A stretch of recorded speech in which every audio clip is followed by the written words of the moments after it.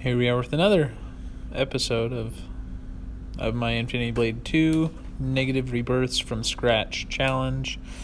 This is the 8th episode. So this first challenge is no dodging. Now technically you could probably do this challenge with light. You could also do it with duels if you have a parry all gem. I do not. Now I personally choose to do heavies because it's literally impossible to dodge, and so it's impossible to fail as long as I win. Now if you see, I just took a pretty big beating. This fight I realized that I needed to put some more points into shield because the 7 that I had in there just wasn't enough, even with my on-combo shield gem.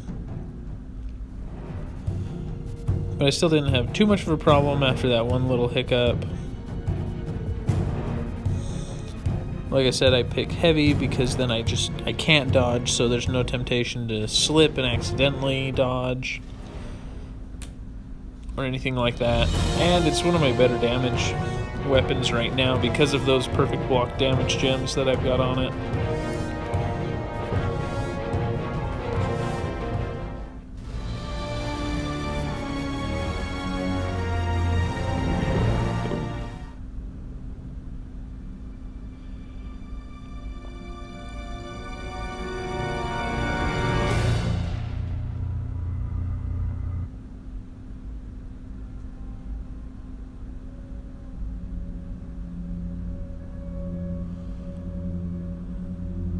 So I just threw my stat points and shield there so I can take a couple more hits just in case. And for this next fight, I'm glad that I did because it's going to be a kill Titan with a scratch. Now, real quick before that, I'm going to put some of these experience gems into the fusion chamber to get a better experience gem. And as you know, I'm always checking between fights about whether or not there's anything I can fuse. Now, as we'll see in this next fight, I wasn't sure if I had a small key here. So in this fight, with killing him with a scratch, this challenge is actually, it can be a lot easier than it sounds. This is a pretty easy challenge with duels in general. If you just fight them until they're down to a couple hundred health, then you can just dodge and scratch and dodge and scratch. And I'm pretty sure that I do that in a different kill with a scratch challenge later in this series. If not, I might make a video especially for that because several people on the Discord have struggled with that. But here as is, I'm using my heavies with that perfect block damage gem, and for the first 99% of the fight, I'm just fighting how I always fight. Nothing special to do.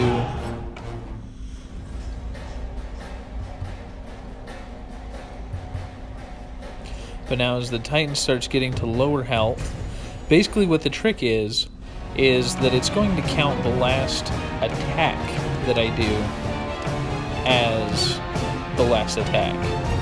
So here I'm gonna do a scratch, and then you see I did my perfect block, which did the damage to kill him, but it still counted as a scratch to kill because that was my last actual attack.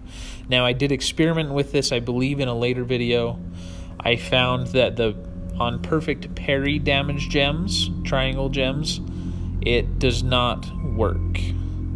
So I don't know if it's because this is a heavy specific gem and triangle gems don't work for that, or if it is the just perfect parries and maybe a triangle block damage gem would work. I'm not sure. I haven't experimented with that. But that's the easiest way that I found to finish those scratch challenges. Now onto this Iron Guard with the 10 parries challenge. I did speed this up to double time because 10 parries is a really simple challenge. You can do it with any weapon class. I just focus on doing as many parries as I can right away, just so that when it comes to the end of the fight, I'm not scrambling to get my last couple parries in, or I don't accidentally kill him without actually finishing. So I've already completed that challenge, so now it's just finishing the fight. Like I said, this is why I put on this one on double time, just because I don't feel like there's anything extravagant or anything to explain about how to do this. It's a fairly simple fight, especially if you have a lot of good times.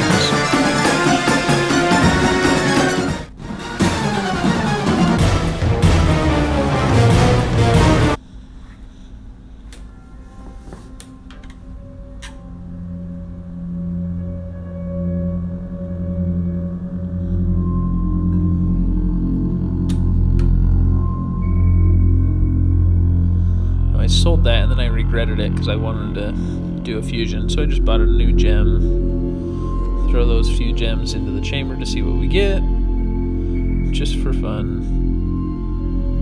Nothing better to do with those, won't get much gold out of them.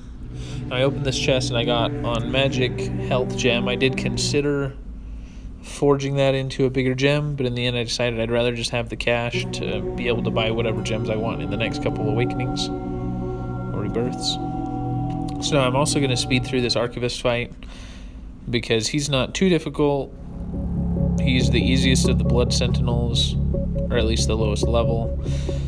Now, one thing to note that I found out from the Discord a while back is that there's almost always a key right where I picked that one up. So if you slow down through that cutscene, you can usually get a free small key, which is really nice early on in the game. Later it's not as useful, but early in the game it is pretty nice.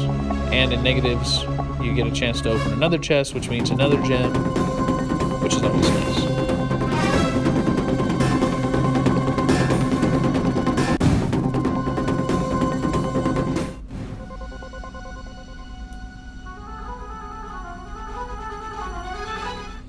So this is actually basically the end of the video. I get some gold from him, but then it's just going to open the seal. And we'll start the next video right at rebirth -3. I hope you guys have enjoyed this video.